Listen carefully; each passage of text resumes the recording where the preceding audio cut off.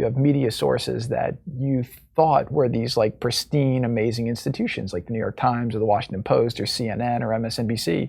But every single day and every single night, they're running more articles or running more stories saying that, oh, the breaking news, the walls are crashing. The walls are crashing in. Yeah. And I'd see it every day. And like I'd turn on, like Rachel Maddow at night, and I was like, holy cow, like do people actually believe this? And I write actually, Schumer used to be a close friend of our family. Yeah. And he was going around the Upper East Side telling all my parents' friends, like, Jared's about to be indicted. He's going to go to jail. We know it for sure. We have all the facts, what they did to collude with Russia. They were basically denying an election.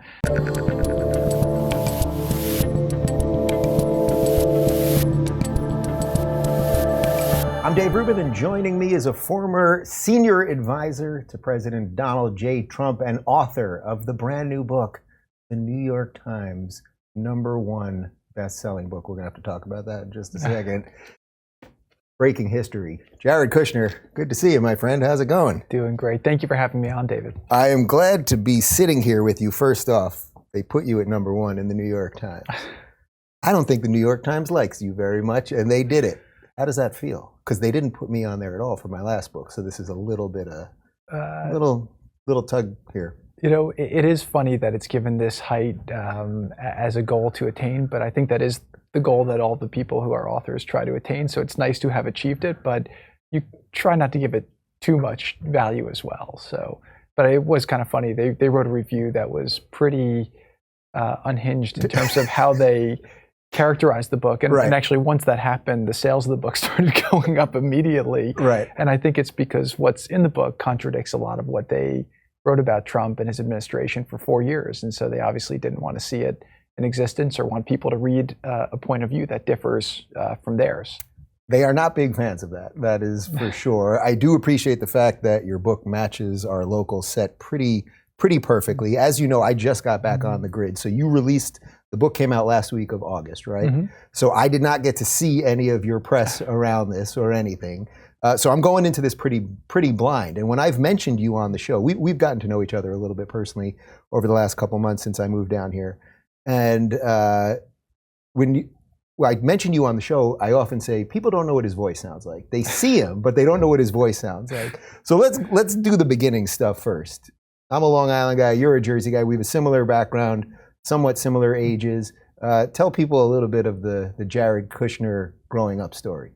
I thought you were going to ask me to sing or something like that with that buildup. So, no, it's great, and obviously it's been great having you and your family down in Florida now, your extended family.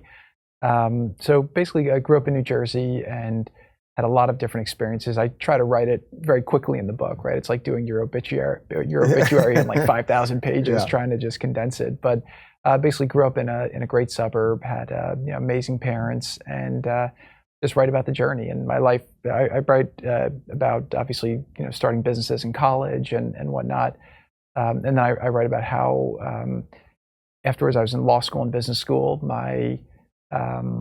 Sorry, I'm not used to like nice questions like that. You're freaking out because I'm not trying to get you. I'll get you in a second. I'm used to the killers coming at me, so it's too nice.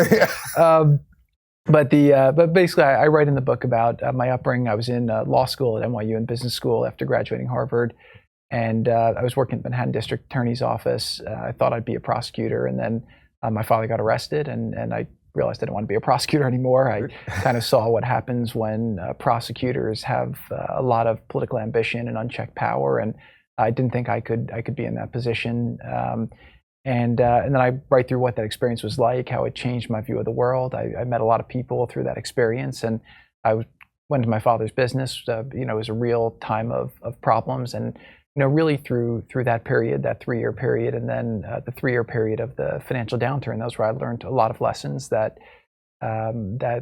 really taught me a lot. And then I write about how I was very fortunate when I was in New York to meet a great, beautiful woman named Ivanka, who we had an interesting courtship. She said yes, which was really great. I got the permission from her dad. And do you go to the dad first on that one?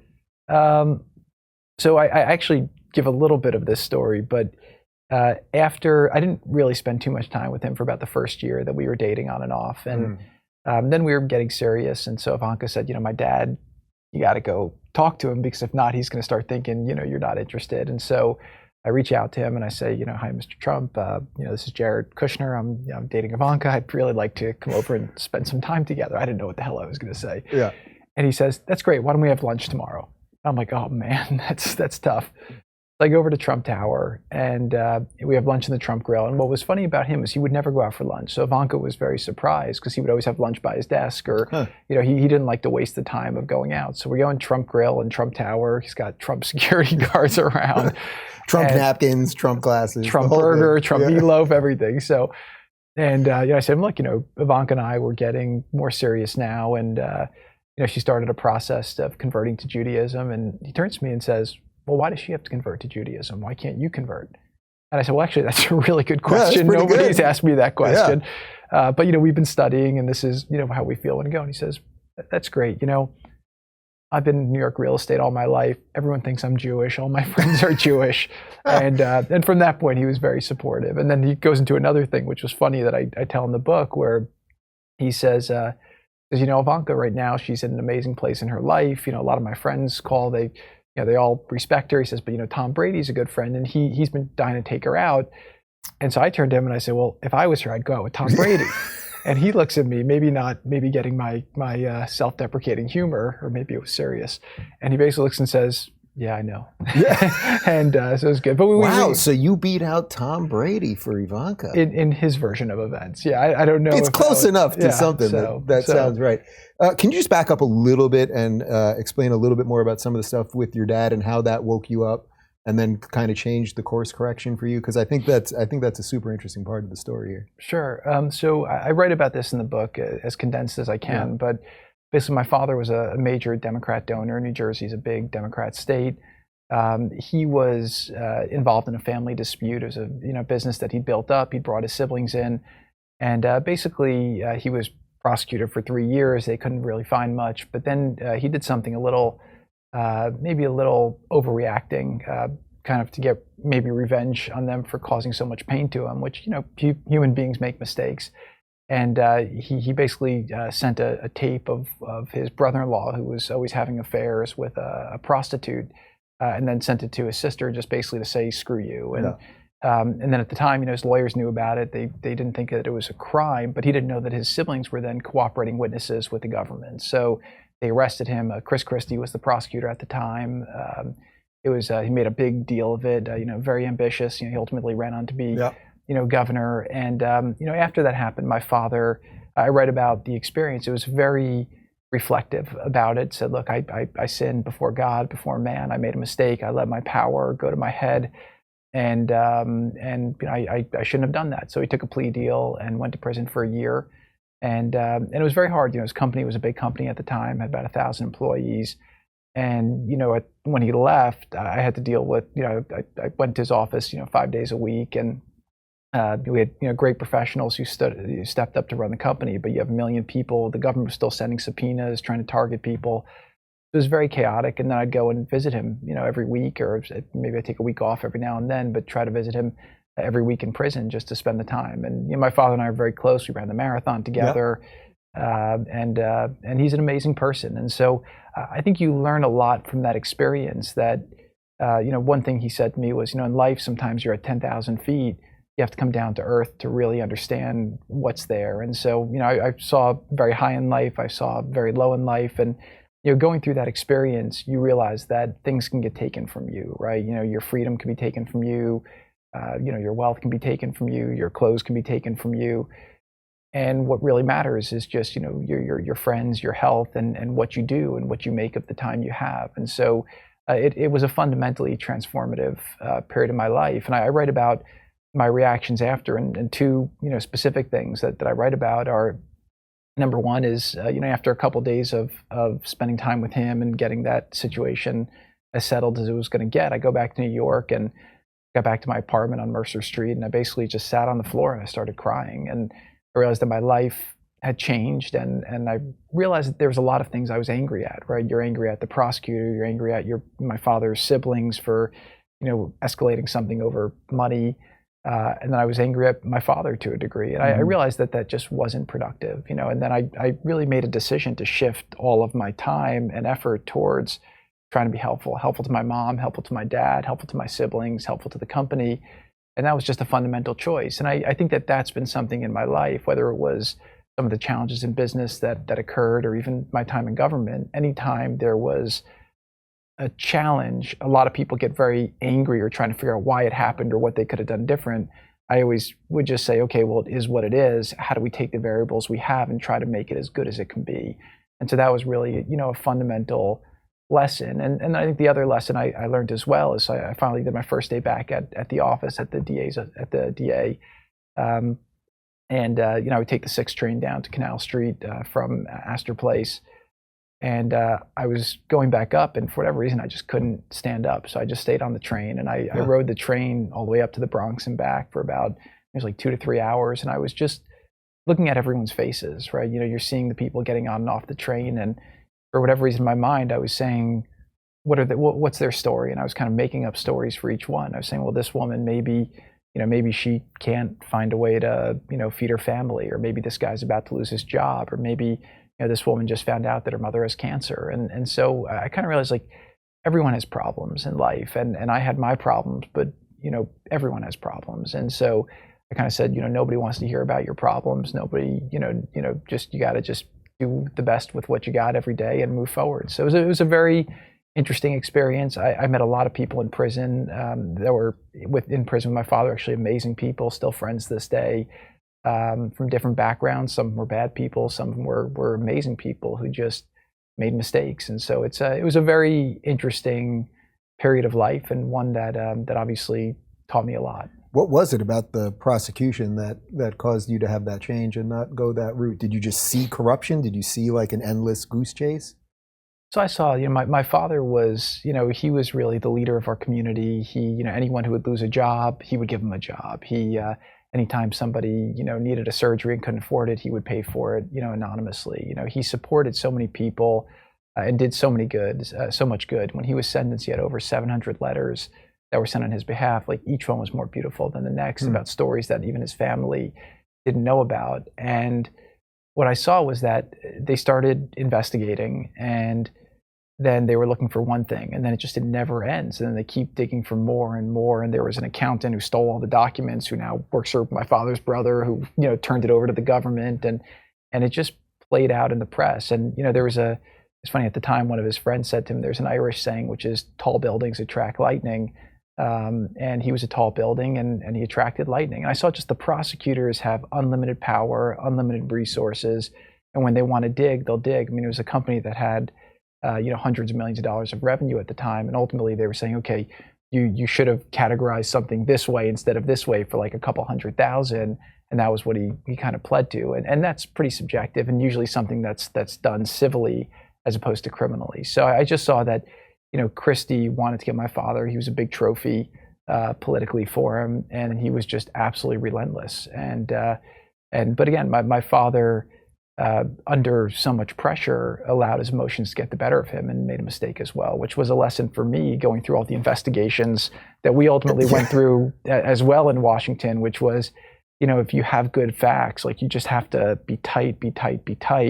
And again, people saw I didn't talk much. They saw me accused of all kinds of things, but, you know, I tried to just be tight, just to know that I didn't think my enemies could defeat me, but I knew that I was capable of defeating myself by making a mistake, and I didn't want that to happen. Yeah, it's funny you turned it to that, because as you were saying that, I was thinking, boy, this sort of endless chase and this power that they have to keep going and going, that does sound awfully familiar to some things happening these days. So obviously it's not what the book's about, but just to knock out a little bit of current events kind of quickly, when you're seeing sort of what's happening right now, the raid and all this stuff, does it ring very familiar to you? Like, oh, we just kind of have power and we can exercise that power, and then we'll figure out if he did something. Like, a little bit like that? 1,000%. Like, you saw this with Trump. And again, I write about in the book what it's like to be in the middle of that storm and being accused of treason and having to spend 2 years. And at some point you're saying, like, maybe I'm the one who's crazy, right? Because I know I didn't collude with with Russia. I mean, in most days I couldn't collude with Trump on the campaign, or like the handful of people we had. It was a ragtag campaign. And I write about how we pulled it together and did that. But then you go to Washington, you have media sources that you thought were these like pristine, amazing institutions like the New York Times or the Washington Post or CNN or MSNBC. But every single day and every single night, they're running more articles or running more stories saying that, the breaking news, the walls are crashing. The walls are crashing in. Yeah. And I'd see it every day. And like I'd turn on, like Rachel Maddow at night, and I was like, holy cow, like do people actually believe this? And I write actually, Schumer used to be a close friend of our family. Yeah. And he was going around the Upper East Side telling all my parents' friends, like, Jared's about to be indicted. He's going to go to jail. We know it for sure. We have all the facts, what they did to collude with Russia. They were basically denying an election. But anyway, so that was definitely it. And I see it with Trump now, where it's like they tried one thing, it failed. They tried the next thing, it failed. And then, he leaves office, and then they impeach him after he leaves office. And then, now he's being looked at by the Attorney General, even though there was no money lost at all, but they're saying maybe his financial statements were either high or low or whatever it is. And then they, run these primetime hearings basically to say what a bad person he was. And then they raid his home. And so, I do have a lot of feelings that prosecutors left unchecked with political ambitions. And that's why one of the issues I write about in the book too is how, because of my experiences, I spearheaded an effort that President Trump ultimately endorsed and got behind to bring criminal justice reform. And I do think that his being so persecuted while he was in Washington opened his heart to appreciate how unfair prosecutors can be. And what bothers me a lot is that all of the people who are my allies from the left against big government overreach and how unfair prosecutors can be, they were amazing advocates, they believe it, but when it happens to Trump, it's okay. And so the moral lines are a little bit, that they have, I guess, footnotes to them, I think that's pretty much the definition of Trump derangement syndrome. These people that have this set of beliefs, but when it comes to Trump, those beliefs kind of just don't exist. So going forward a little bit before you got fully into politics, so now you and Ivanka are married. Donald signed off on it, obviously,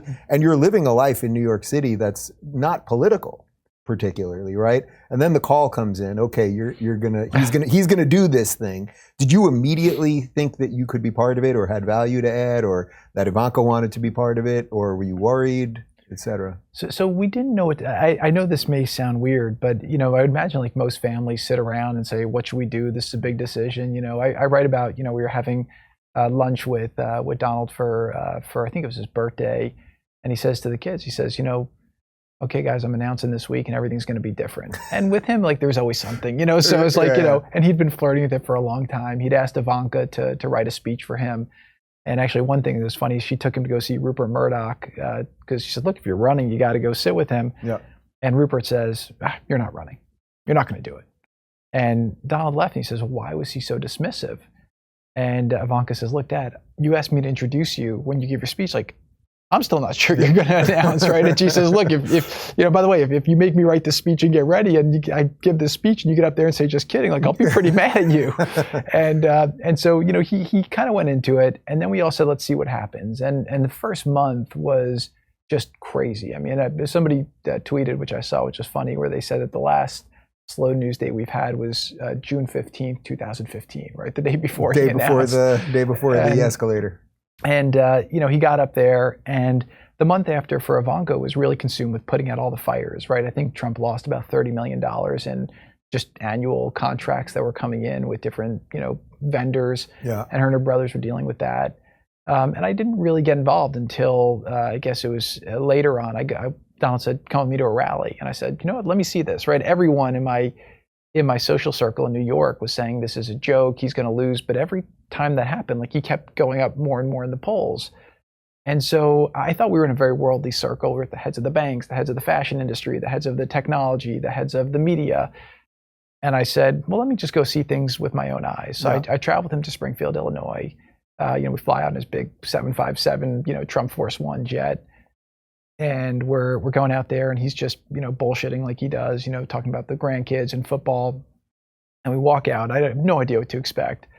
We get into a car, go to a convention center. We walk in. The gentleman greets him and says, welcome, Mr. Trump. Congratulations, you just broke the record for this convention center. Huh. And he says, well, who's the record? He says, well, it's Elton John 36 years ago. And he turns to me and says, see, and I don't even have a guitar. So we went in there, and I also was surprised too. I saw him shaking everyone's hand, and like he was a germaphobe before it was popular to be a germaphobe. And so he was shaking everyone's hand, really engaging with everyone he saw, trying to get information from them.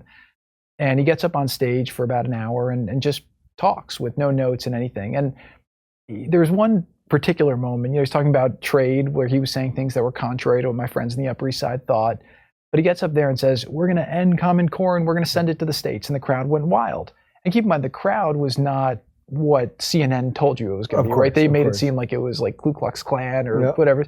It was old, young, white, black, male, female. And it just felt like it was real Americans who felt like the government had stopped representing them. And so 2 weeks earlier, I'd been at a charity gala in New York for the Robin Hood Foundation, which is one of these great groups that does amazing work.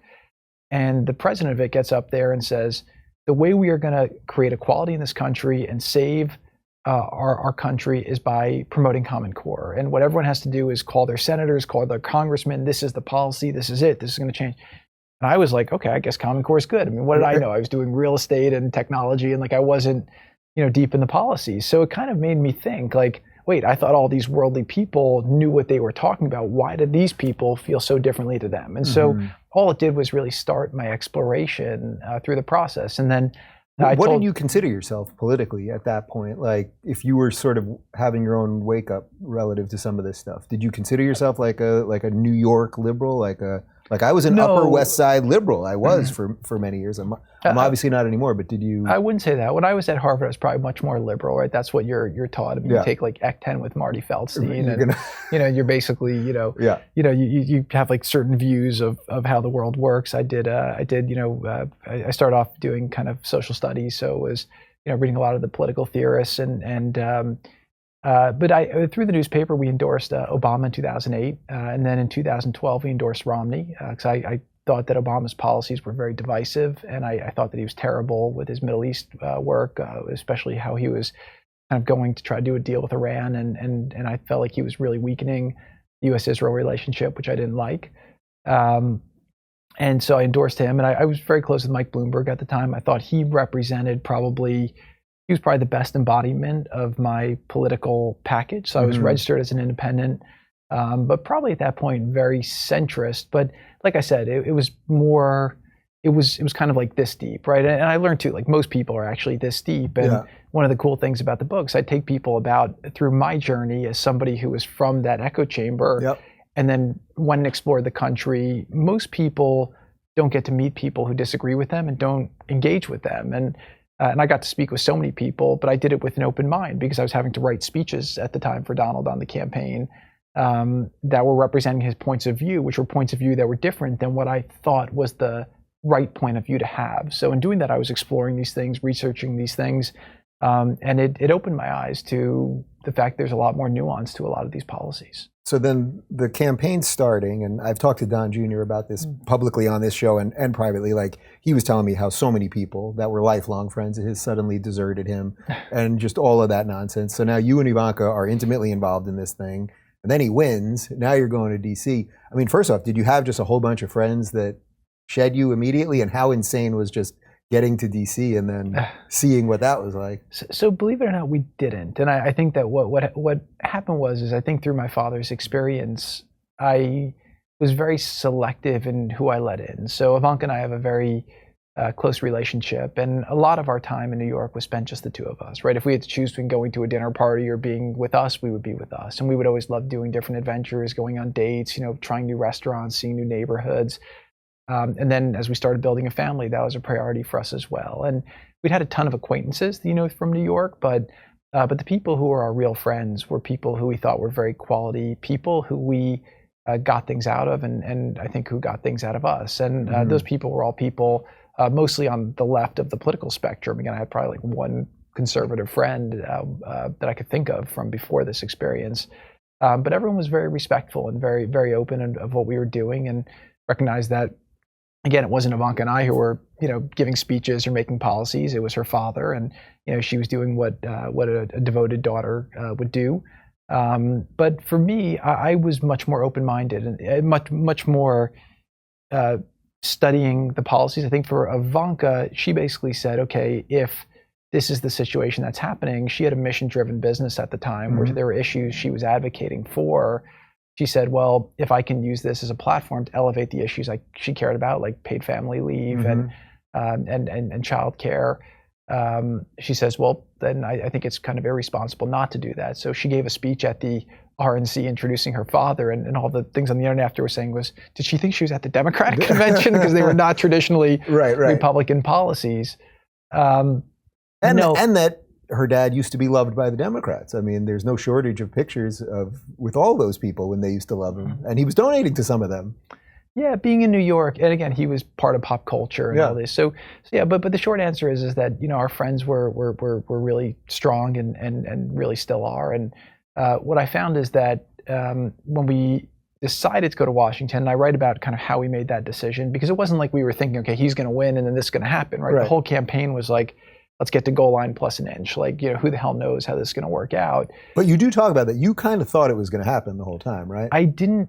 Again, logically, it felt like he should be able to do it, right? All the math, and I can go into a whole thing on polling, but from what I saw, it was like the polling all seemed like it was not scientific, right? So if you look at all the public polling that predicted he was going to lose, I was shocked by how many people just followed it. But polling is basically you call 500 people and they say yes or no, and then you have to do something called a weighting, right? And weighting is basically you say, okay, if we called 100 Democrats and 100 Republicans, how many people do you think are going to vote? And then you kind of recalculate the results in order to do that. So what happened in Brexit right before Trump won was the polling was off massively. Now it predicted the amount of people who said stay pretty accurately, but it was off by about 3 million votes for the people who predicted to leave. And as I researched why that was, I was reading all the info on it. It basically said that they just undercounted low propensity voters. And so with Trump, all of the media was using basically the Obama-Romney turnout model. And I was like, I don't think that's indicative, right? Like Obama had a different electricity that Hillary didn't have. And Trump had a different electricity that Romney didn't have. So it felt like it should be different. And then when I look at, we built a data file, about 10 million people were showing up at Trump rallies. And a big percentage of them were low propensity voters. And so we basically, every time we do a sample, which we re-engineered the polling, we basically ran it through two different models. One was like the media model, which showed we were going to lose, and one was our model, which showed we were going to win. And so I just, again, Romney went into election night thinking they were going to win, if I was told, and then we're disappointed. So I never allowed myself to believe our data because I'd never done it before. And so, but that was what I believed was more logical as an outcome, but we didn't think about what would come next. Sorry, it's such a long No. thing. So speaking of what came next, so now you get there, and now you're working for the president, and the media's not that happy, CNN, New York Times, okay, all that stuff. But you guys actually were accomplishing an awful lot pretty much from the get-go, considering you had nobody willing to work with you. Yeah, so it was a wild thing. And the first year, in writing the book, I went through the first year, and it brought back a lot of memories that actually were really painful for me. Because we get to Washington, so we make the decision to, and it wasn't like, oh, should we stay in New York and live our lives, or should we go to Washington? It was like, okay, he is now going to be the president of the United States.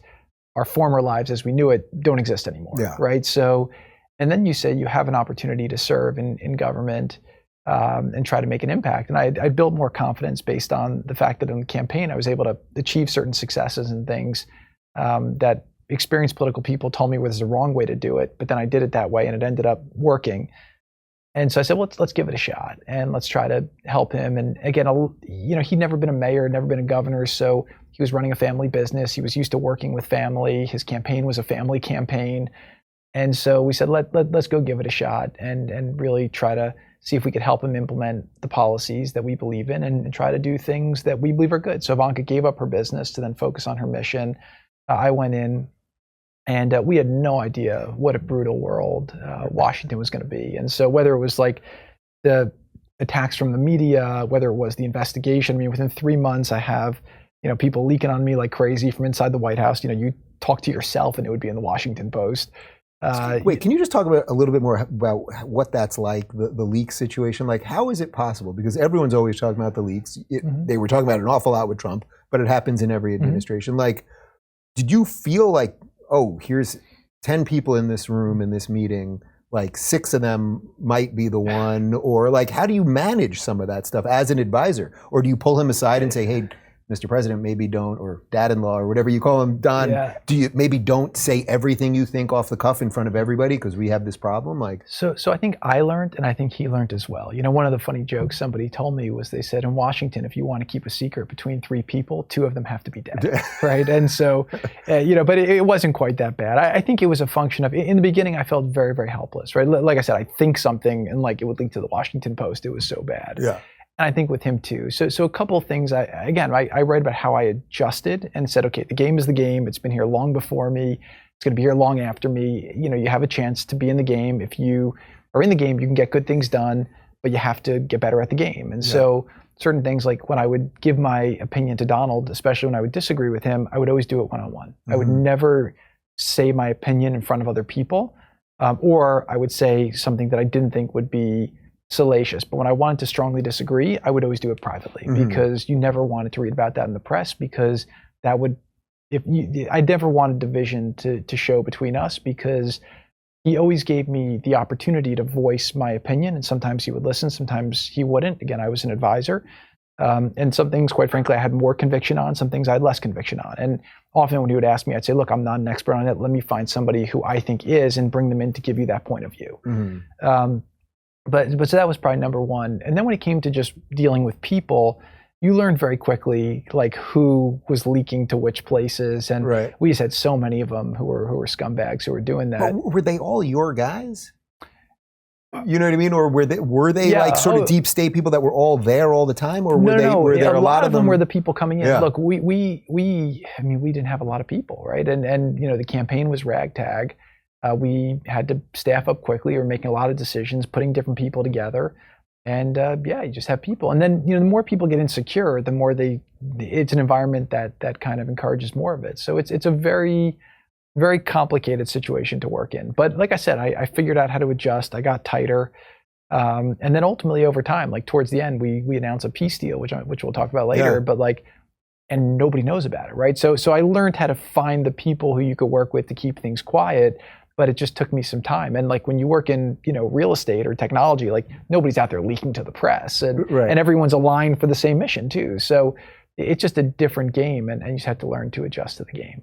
Right. So, all right, let's jump over to the peace process. So now things are happening. You're a couple of years in. You were working on this from day one, basically, or really was it from day one? Like you said, this is going to be something I'm going to get on. Did he want you on that? Was this something that you just brought to him? So the way I found out about it was I get a call from the woman who did public relations for our real estate business. And at the time, Ivanka and I were still thinking, will we go to Washington or not? And she calls and says, the New York Times just called and said, you and Ivanka have decided to go to Washington, that you're working on Middle East peace. I said, well, that's not true. I said, that we haven't made a decision. He says, well, their source is your father-in-law. I said, okay. So he went there for, I guess, an editorial board meeting, and they asked him, he said, oh, Jared's great. He's going to come and he's going to work on Middle East peace. Oh, that's hilarious. So, I don't know if he meant it or not, but you know, the next day they're going to be like, who is Jared Kushner? What the hell does he know about the Middle East? And by the way, they were right. I didn't know anything. Maybe it was the last time they were right. And but then, you know, after the first couple months, I said, okay, well, this is something I was tasked with. Let me start exploring. So, you know, Jason Greenblatt came in with me and Avi Berkowitz, and we started just researching what had been done before us. And what I did in the first year was I just tried to understand everyone's perspective on the files. So my biggest deficit was that I didn't have any diplomatic experience, but my biggest advantage was that I didn't have any diplomatic experience. So I came in, and I give one example in here where I'm meeting with the ruler of the UAE, who's thought to be the most strategic thinker in the region. He's somebody who's been there a while. He just became the president of the country, and he's a guy, Mohammed bin Zayed, who's really a giant. And I'm meeting with him after about 6 months, and I take him through some of the thoughts as to how I want to approach it. And I really was asking him a ton of questions. And he says, I think you're going to make peace here. So why do you say that? He says, well, the U.S. usually sends one of 3 types of people to see me. The first types are people who come and fall asleep in meetings. As the second are people who come and they basically read me talking points and have no ability to have a conversation. The third are senior level people who come and basically try to convince me to do things that are against my interests. Mm-hmm. He says, you're the first person who's ever come to see me from the US who's asking questions. And my fundamental question was very simple, which is the US has a ton of power.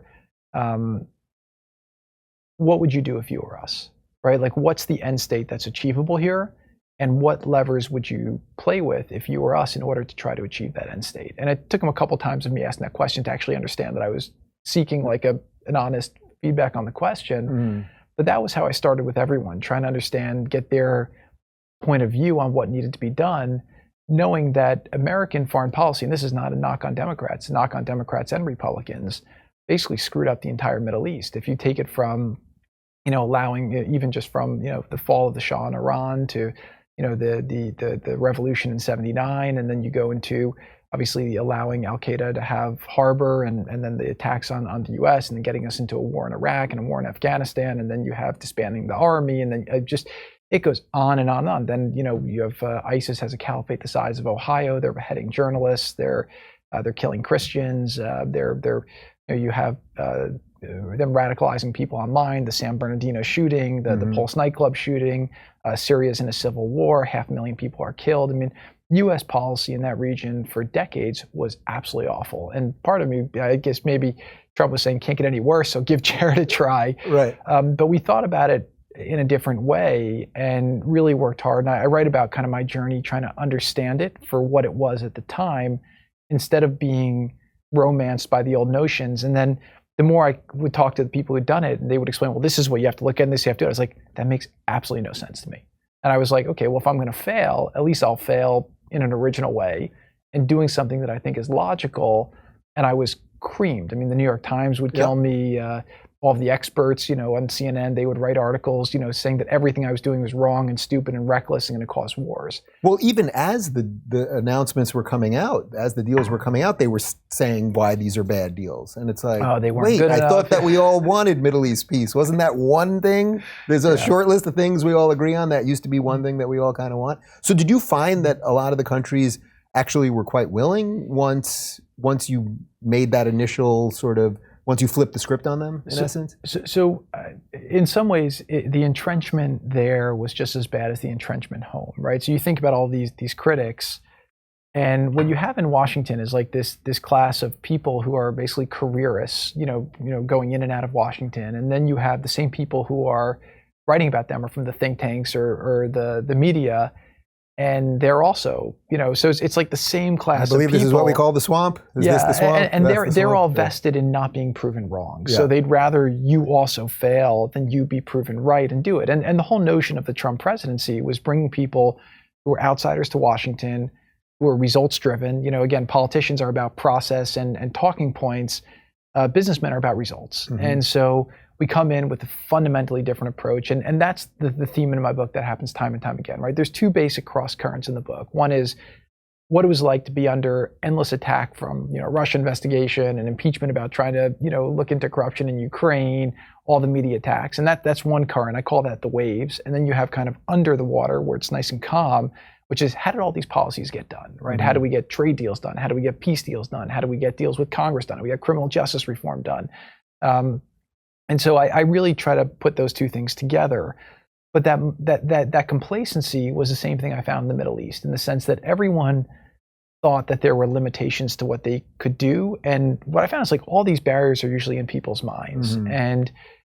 And in the region, everyone thought it was fixed, and that if there were certain things you did, it was just unsolvable, and you had to go and solve it the same way that people before had tried to solve it and fail, or else it's going to be World War III. And I take people through, again, I take them into the Situation Room and really try to give them the intensity of what it was like to make some of the first decision, right? So Trump making the decision to move the embassy to Jerusalem, his Secretary of State was against it. Secretary of Defense was against it. The intel community comes out with assessments saying that if he does it, it's going to be World War III, and the world's going to explode.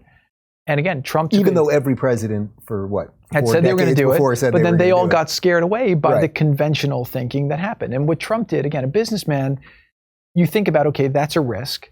How do I assess the risk? And then how do I mitigate the risk? And I talk about how we assessed the risk, how he mitigated the risk, and how he pushed forward to do it. And at the end of the day, at that point, he'd gotten closer with the Arab countries. He said, look, you can't cherry pick your relationship with America. Iran's your biggest threat.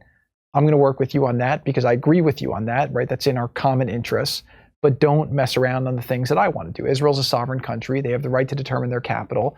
And America's a sovereign country, and we have the right to recognize the decision of another sovereign country, and that's what I'm doing. Okay, and I'm not going to ask your opinion. And again, it was very, very intense because people showed. So Trump makes the decision, and I really give some funny stories about kind of the back and forth and the high stakes of it. But he makes a decision, and then we worked hard to mitigate. And then what happens is the next morning the sun rises, and the next evening the sun sets, and the world moves on.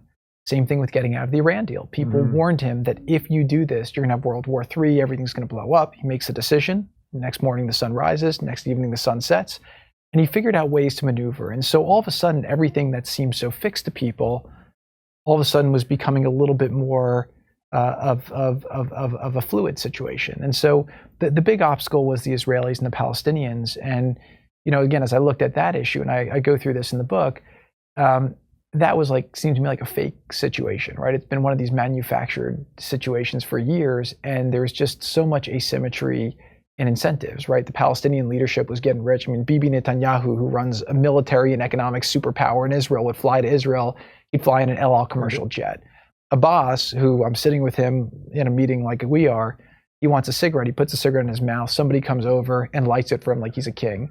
And then he flies to Washington in a $60 million BBJ. You know what I mean? Right, it's like the whole thing was, he was rich, his family was rich, everyone's doing great, but the Palestinian people weren't getting the love, right? Yeah. So we exposed kind of what a bunch of crap that was, and how, again, the goal of the leader should be to, number one, provide security for their people, number two, to provide economic opportunities so people can live a better life.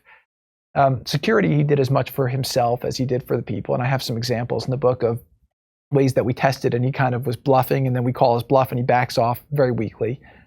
And then we also have situations in there with economics where we exposed that he wasn't really trying to do that. So that was kind of what we have in there. And that also allowed the leaders to think differently than they did before. How much more do you think you could have got done? Had there been 4 more years? Were dominoes really ready to fall? I remember right before the election, people kept saying, oh no, there's 6 more deals in place and there's all this other stuff. We wouldn't have even needed 4 more years. We would have needed 6 more months. And again, I outlined this all for the incoming administration, but so the last deal that we got done, and it was a high wire deal, and I have some very crazy moments of this in my book, was after we get UAE and Bahrain, you have Sudan and Morocco. Sudan goes, then Morocco we get in the lame duck period, which people were surprised. Yeah. And we were trying to get Saudi to go, but we couldn't get Saudi or Qatar until the rift was resolved between them. So I'd been working on that for about 3 months, and we had amazing breakthroughs in a very intense negotiation.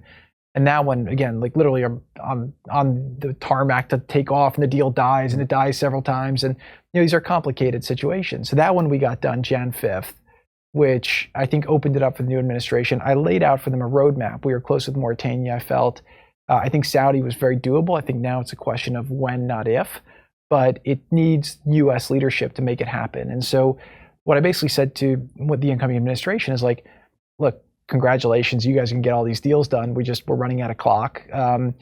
But just don't run to Iran. If you run to Iran, you're going to upset everything. We have Iran weaker than they've ever been. Our policy's working. Just tell Iran you're too busy dealing with climate change and COVID and all the stuff you're focused on, and wait for them to come to you. And what I would do is go to Saudi Arabia, sit with them and say, look, we want you to do a deal with Israel. We'll wait 6 months, we'll wait a year. Let's work on a plan together. Well, I know we said some bad stuff in the campaign. You've been a country that's worked with America for 80 years. You've been a great ally in many regards. What's going to take to get that to happen so we could finally end once and for all the Arab-Israeli conflict? They nodded and then did absolutely nothing according to that. So I think that we could have. Did you literally hand them a packet? Did you hand them this is what's got to happen? I didn't write a memo, but I sat down twice with the incoming national security advisor, basically outlined. I said, look, this is where we are. I was giving full transparency into the discussions. But I fundamentally believe it could have happened very quickly had they taken a policy. But again, they ran to Iran, got down on their knees, started begging them. I mean, Iran's, Trump used to always say Iran's never won a war, but never lost a negotiation. and what they did was terrible. Then they started kind of browbeating Saudi, which made them say, okay, let's, there's other countries in the world too. Then they're running over to China. They alienated a lot of the people there. And look, I think their recent policy has shifted back, right? They went to Saudi Arabia.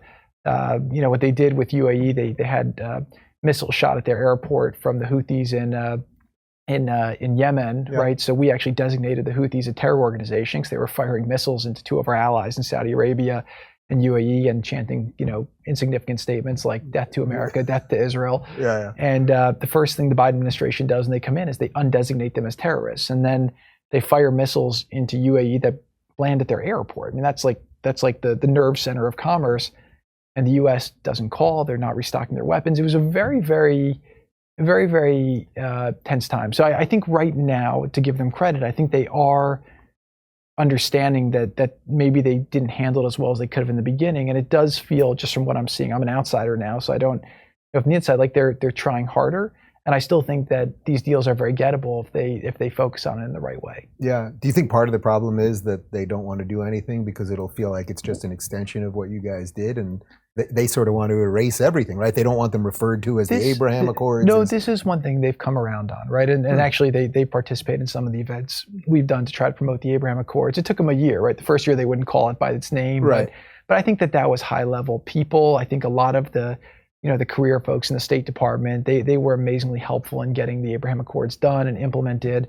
And I think even dealing with Brett McGurk, he was very supportive. So I think there are a lot of people there who want to see it happen.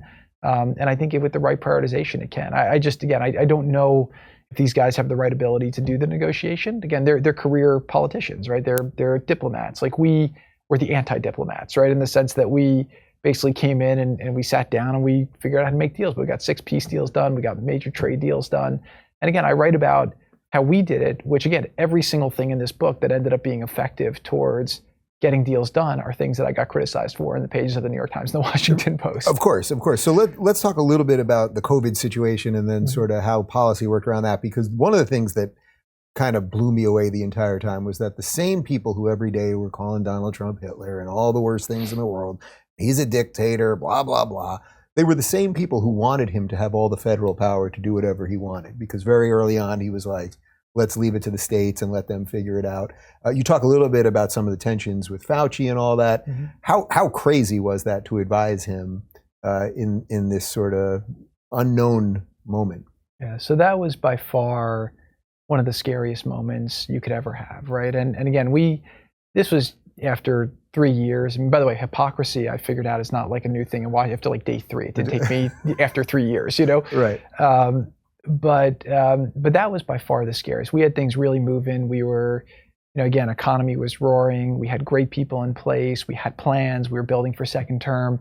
And then COVID comes out of nowhere and really hit the world like a ton of bricks. And I write about in the book my experience getting pulled in, again, not as a medical expert, but just as somebody to help operationally who knew how to move the levers of government. Vice President Pence, who I worked very closely with, asked me to come on and help him execute with certain things like scale testing and whatnot. But it was very interesting. So you're making a lot of decisions. The media was the first thing they got Trump on, right? Because if he was more careful, then he was killing jobs. If he was opening the economy, he was killing people. Yeah. And so CNN kept those tickers up, depending on the day. And they were loving the fact that they can just bludgeon him. And you could always find a nurse who's afraid they're going to run out of stuff. And we were playing whack-a-mole. I mean, I had stories, that I write about where I'd see a nurse on CNN complaining they don't have masks at a hospital. I'd get on the phone with the head of the hospital and say, what do you need? Okay, we'll get it to you. And we made sure all of these shortages that everyone was fearing were going to happen did not happen. A lot of it is because we thought like business people, not like bureaucrats, mm-hmm. right? So I tell stories about how, we find all these masks, we figure out how to do DPAs and to get them. In order to get them over, we don't have enough planes as US. So I call Fred Smith, I call David Abney from UPS and FedEx. And I said, look, we need your planes. And they're like, they're your Air Force, take them, like anything to do. And even David Abney told me months later, I've never seen anything like it in my career. As quickly as I could land planes in Asia, you had them filled with masks and sent back. We were under a week away from running out of supplies in this country. And again, Trump thought out of the box. He empowered business people to do it and got a lot of things done. And ultimately, the biggest testament to that was Operation Warp Speed, right? So even Fauci said, Trump is, over exaggerating. It's going to be at least a year and a half till we get a working vaccine. And so We got the bureaucracy out of the way. We brought in the private sector, brought in the military. Each thing, and this is one of the things I think readers have really liked about the book so far, is that I'm pretty honest about mistakes that I made and things that I could have done better. But I show from all these things how I learned from these experiences that enabled us. So like the lessons we learned on scaling testing was that I always say to solve a problem, there's 3 things you need, right? You need imagination, you need money, and you need gravity, right? If those 3 are basically the catch-alls of the categories you need. For testing, we had, I think, a really good plan. So the imagination check. You're the federal government, you print money, so we had endless cash. That wasn't our issue. Right. But we just couldn't produce Q-tips, right? Basically swabs for people. Like, we're about to launch 400 sites, and they come to us and say, sorry, we only have 1.2 million swabs in the country. So I'm like, man. And I started learning that like the lowest cost item was going to become our biggest bottleneck. Mm-hmm. And that was just a gravity issue. So we worked that through, and it was actually one of our issues with Fauci, because he goes on television and he says, oh, on testing, we're just not there yet. Instead of saying like, dude, you were in charge of infectious diseases. You didn't tell us that we didn't have enough supplies in case one came. Then you're sitting in the task force every day. You've given us no additional ideas for how to do this better. If you're on TV, explain, we have a plan. We're doing this as fast as we can. We're going fast and everything else. Instead, I was like, are you a sportscaster? Or right. Are you a member of the task force? So what do you make of him? Or what did you make of him then? And is that different than now? I'll get to this, but just to finish what I was saying is that ultimately, those lessons we learned from that for Warp Speed, which is how we did everything right early, and that enabled us to be successful and ramp up the manufacturing simultaneously. And I give some lessons on that. With him, I think that to make it first of all, nobody should be in a job for 50 years, especially not in a government job. I think he was an excellent politician in terms of his ability to be a survivor, but I think he also embraced a lot of people would always build these people up as a counter to Trump. Like you take out like Michael Avenatti, who is now I think in prison. Right. The media made him a hero because he was going to be president, because he was against Trump, right? Yeah. So the media would create these like false heroes, and I think with Fauci, they elevated him like they elevated 20 people before, and I think he embraced it, and I think he liked it, and I think that led to a lot of. It wasn't about service, and it led to a lot of misinformation and confusion that didn't have to be the case. And so, again, like I give one great scene where Trump is fighting with him, saying, "Doc, I'm not going to keep the country closed. Like I'm not going to oversee the funeral of the greatest country and economy in the history of the world." And he meekly goes back and says, "Look, I'm just here to give medical advice. I'm just a doctor. You're the president. Your job is to account for all the other factors." And he backed off pretty quickly there. And so. Again, interesting guy to work with. He was very pleasant. We had a good working relationship together, but very politically calculating and savvy, and wasn't always on our team. Did you feel that from the agencies in general, that the CDC or the NIH or whoever else you were working with, that generally they weren't going to be staffed with Trump people, so that there was an odd incentive structure, right? They needed. They knew an election was coming.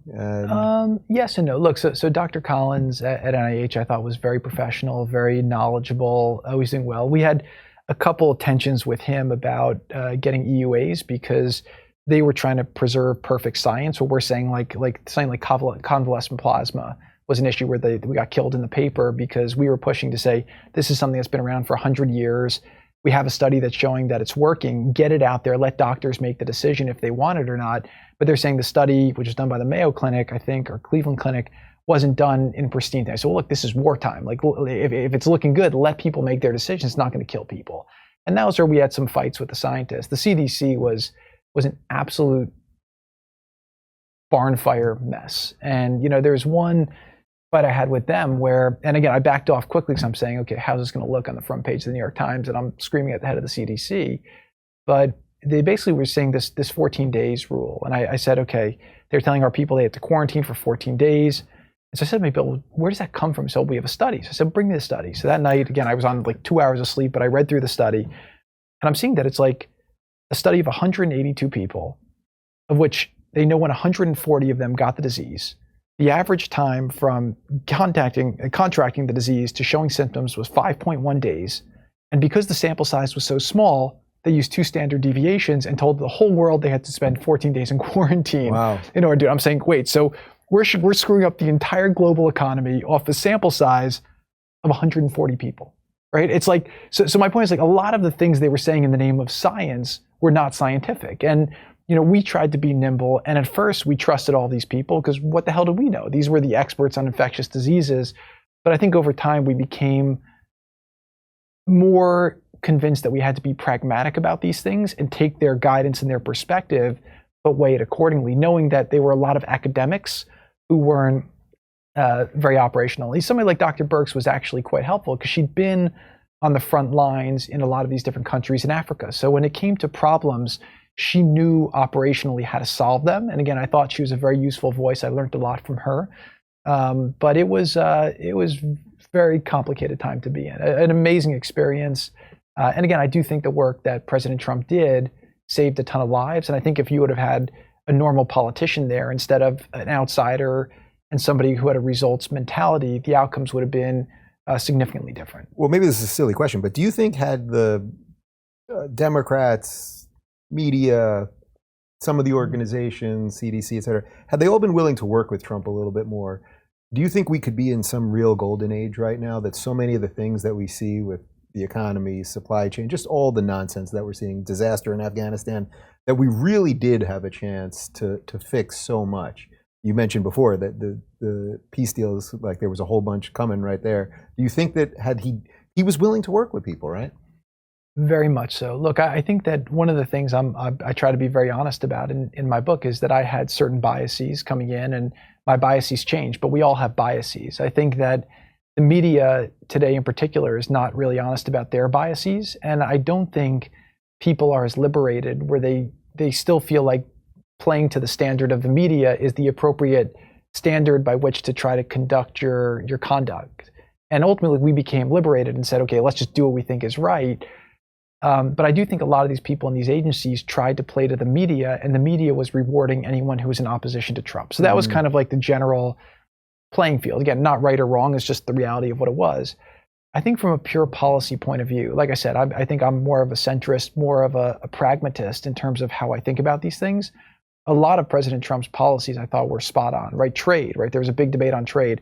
Bringing our manufacturing jobs back to America was something that was like Paul Ryan was pissed at us and saying you're never going to get your USMCA trade deal done. But my mentor on that was Bob Lighthizer, who, by the way, is, I think, the best character in this book. People have come away saying that they really want to meet Bob, and he really is a mentor and a great friend and hysterically funny. And I write about what it was like working with him.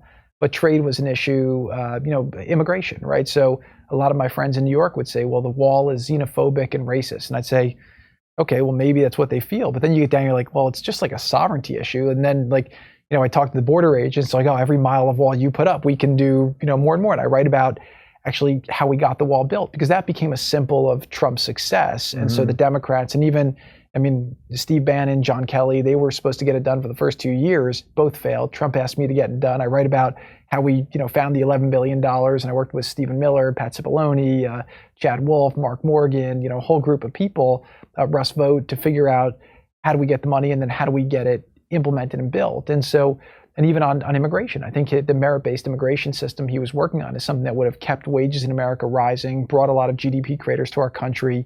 And people said he was against immigrants, but he was wanting people to come to our country legally and make America a vacuum cleaner for all the best and brightest in this world, so that they will continue to take our country to the next level. So I thought his policies were really excellent. And to your question specifically, I do give examples in the book of, Kim Kardashian or Van Jones, people who were not naturally with Trump, coming to the White House on an issue they cared about.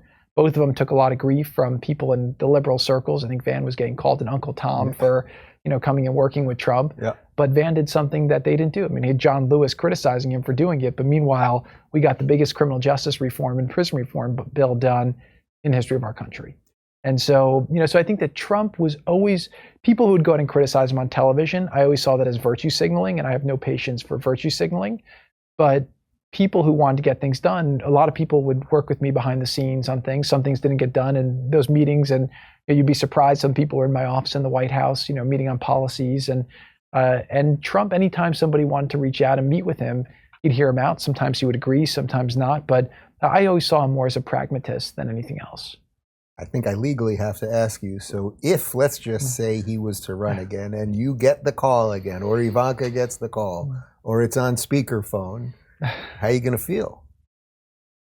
Look, I think that, and I'll tell you what I believe, right? So, number one, with Trump, you never know what he's going to do, and you never know what's going to happen, right? That's the only thing that you can say with certainty. Number two is I do believe that he is very bothered by what he sees them doing to this country, right? You know, if you think about when he left, we had peace throughout the world. China was on their back heel. You know, we even had a deal with the Taliban that I think would have worked out really well. No wars in Europe. Economy was getting ready to explode. You know, gas prices were low, inflation was low, wages were rising. People forget, but it was 2019 was the first year in 20 that the wealth gap in our country started to shrink, which was amazing, and that was because people on the bottom were making a lot more because of Trumponomics. So policies were great, but now these guys come in, and number one is the only thing that unites them is that they hate Trump, right? So that's why they're raiding him and investigating him, and they can't stop talking about him. I think Biden just gave a speech, you know, all about him, which is crazy after he raids his home, which is like, again, this is getting very close to like third world country stuff, the stuff that we would be mad at a dictator for. But his policies were really good. And I wished when they came in that they would say, you know what, let's just maybe talk the way politicians are supposed to talk and just keep all of Trump's policies. And I think they could have gone down as an incredible administration, but instead they've chosen to do the opposite. I think for him, he knows that he could fix things really quickly, and that's what I think is pushing him to want to do something. And whether he makes a decision, that'll be up to him. But we'll see what happens with that. So let's finish up with something that's not Trump related and not directly DC related or anything else. But when I moved down to Florida, or when we moved down in December, I get an email from you, and it basically says, "Hey, heard you're down here in Miami. Let's get together." And now we've become friendly and had dinner a couple of times. And you said something to me the first time that we met that has really rung true with me, which is you said something to the effect, and maybe I'll slightly butcher the quote and then you can fix it. But I think you said something like, "If America is to succeed, it starts here in Miami." It was something to that effect. That something is happening here in Miami and more broadly Florida that is the map for the rest of the country. Now, clearly, I believe that. You know how much we're loving it here. I just opened these offices and this studio. Like, it's so flourishing here. What should people know about what's going on down here? And did you guys always think you were going to come down here once DC was done? Was it immediate? No. Let's go down to Florida and Miami, or did you want to go? How do you even end up here? Yeah, it was very last minute. And first of all, you know, I was very glad when I saw you move down, because you were a voice that I followed when I was in the White House, and I know we'd missed each other at one of the parties in the White House, and when I saw you come down, I said, "This is great," you know, because Florida people are forming. It's a place where everyone's helping everyone, and so the decision was like this, right? We're figuring out what we want to do. We traveled the whole country, so we'd seen all these different places. So we'd identified like maybe 2 or 3 cities that we thought could be really exciting places to go. New York was out of the question at the time because it was basically like Pompeii. I mean, it was closed down. The restaurants were closed. The schools were closed. None of our friends were there. Everyone had either gone to the Hamptons or to Florida, and or some people were living in Aspen. And we basically said, you know, this doesn't feel like the place to go. So we said, let Florida. We honed in on.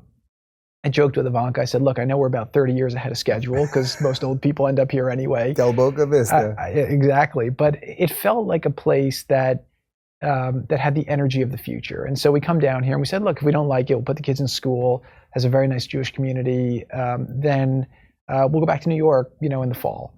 We came down and we just fell in love. I mean, it just, first of all, the weather's great, the energy's great. What really surprised us, though, was the people, right? So right now you have people from LA, San Francisco, Chicago, New York coming down, but you have an original crop of Miamians who are also phenomenal. Yeah. Everyone's coming together. When we were coming up in New York, it felt like a city that had become great. Over the previous decades, people have fought to make it. Here you have people coming together, trying to create a great city. They're all very invested in doing things civically, socially. We've made a ton of amazing new friends. I call it sometimes like it's like freshman year of college, where it's like everyone's like, you know, creating new friend groups, trying new hobbies. Right. You know, when you go to you know, with your kids, you have activities, taking them fishing, taking them boating. So it's just a very creative place. And then what I find is everyone comes through. So what I loved in Washington was that, I mean, the local community were like jackals because it's a one industry town. Right. But you always had very interesting people from business, from you know, from intellectual, just passing through, trying to influence in one way. here you have an amazing community, but you also have a lot of people coming through. And then what I find is that it's a very tolerant place, and that you could be at dinner with people very liberal, very conservative. Everyone wants to learn from each other. And I find that it's a place where people don't take themselves too seriously. Everyone's doing interesting things. Everyone has interesting stories, and the lifestyle's amazing. So that's been our experience so far. I know that you're also converted as well. There is nothing that I can possibly say right now that my audience has not heard me say about Florida. Did I repeat a lot of your talk? It was pretty much, it's pretty good here. That's the point. And it must feel kind of refreshing for you guys in that regard, that you're sort of out of the political thing, and then you get to build something in a place that seems to represent some of the ideas you were trying to get across to the country. Yeah, we don't miss it. And I will say too, like, Florida, and again, it's been interesting that it's becoming this big Republican epicenter now, the free state of Florida, but it feels like it's more of like a freedom-driven Republican, like a no judgment. I think a lot of the future of what I think conservatism can be. And again, the one thing I'll say too, I'm very hesitant to use labels, right? Yeah. I learned that like we're basically a two-party country right now, but Democrats and Republicans, like, they're each a collection of tribes more than they're like ubiquitous parties. Mm-hmm. But I feel like here in Florida, it's just a lot of people doing creative things and a lot of fun people. So it's been a lot of fun to be a part of it so far. Well, thank you for coming down to our local studio here in Miami. You are the first guest in the local studio. Well, you were actually the first guest in the local studio. Yes, so technically I was the first guest in my own studio. I watched that one. You did great. Good to see you, my man. Thank you, Dave. Thanks. If you're looking for more honest and thoughtful conversations about politics instead of nonstop yelling, check out our politics playlist. And if you want to watch full interviews on a variety of topics, watch our full episode playlist, all right over here. And to get notified of all future videos, be sure to subscribe and click the notification bell.